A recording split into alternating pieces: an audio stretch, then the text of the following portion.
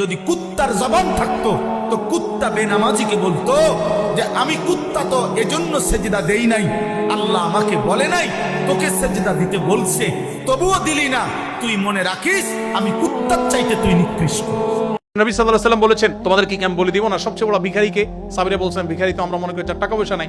নবী বলেছেন না, টাকা পয়সা আজকে নাই কালকে আসবে, এটা চূড়ান্ত ভিখারি না। চূড়ান্ত ভিখারি হলো যে নামাজ পড়েছে, রোজা রেখেছে, দাড়ি রেখেছে, টুপি রেখেছে, ওয়াজ করেছে, ওয়াজ শুনেছে, কোরআন তেলাওয়াত করেছে, হজমরা করেছে, দান সাদাকা করেছে, মানুষের সেবা করেছে, বাট কোন মানুষের অধিকার নষ্ট করেছে।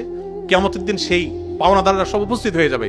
সেদিন তো আর মানুষ ক্যাশ টাকা নিবে না, তার আমল বিনিময় হিসাবে নিতে নিতে নিঃস্ব হয়ে সে জাহান্নামে নিক্ষিপ্ত হবে। ছোটবেলায় চুরি করেছি, মানুষের নানাভাবে ক্ষতি করেছি, এখন ওই মানুষ আর পাই না, তার জন্য তওবা করেছি, যাদের হক নষ্ট করেছি তাদের জন্য কি করব? এটা খুব ডেঞ্জারাস একটা বিষয় যে ছোটবেলায় কারোর হক নষ্ট করেছেন বা বড় হওয়ার পর নষ্ট করেছেন, এরপর তারা খুঁজে পাচ্ছেন না, কি করবেন? তার পক্ষ থেকে যে পরিমাণ ক্ষয়ক্ষতি হয়েছে তারা যদি পাওয়ার কোনো স্কোপ না থাকে তার পক্ষ থেকে কোনো গরিবকে দান করে দিবেন, ইনশাআল্লাহ আপনি দায়মুক্ত হবেন। তবে যদি কারোর সম্মানহানি করেন, ফিজিক্যালি কাউকে অ্যাটাক করে থাকেন, আপনারা ছাত্র মানুষ, রক্ত গরম থাকে, জেনজি প্রজন্মের মানুষ, রিকশাওয়ালার সাথে চুন থেকে নুন করছে, দিছেন কষায় একটা, মাস্তানি করে বসলেন, বেচারা অপরাধটা ছিল 100 ওজনের, আপনার শাস্তি হয়েছে 200 ওজনের। কিয়ামতের দিন এই লোক দাঁড়ায় যাবে আল্লাহর কাছে, আপনাকে আসামি হিসাবে দাঁড় করানো হবে, আপনার বিচার হবে।